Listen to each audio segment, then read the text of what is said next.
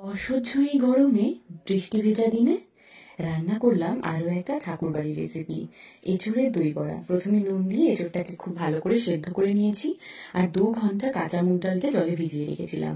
এবার সেই সেদ্ধ এঁচোড় আর কাঁচা মুগের ডালের একটা পেস্ট তৈরি করে শুধুমাত্র নুন চিনি দিয়ে ভালো করে মেখে বড়ার শেপ করে ভেজে নিতে হবে ডুবো তেলে। তোমরা তোমাদের পছন্দ মতন কড়া করে হোক বা হালকা করে ভেজে নিতে পারো। এবার একটা মশলা তৈরি করব, তাতে থাকবে আদা বাটা, ধনে বাটা, কাঁচা লঙ্কা বাটা, নুন, চিনি, হলুদ, জিরের গুঁড়ো আর কাশ্মীরি লঙ্কার গুঁড়ো দিয়ে একটা মিহি পেস্ট করে নিলাম।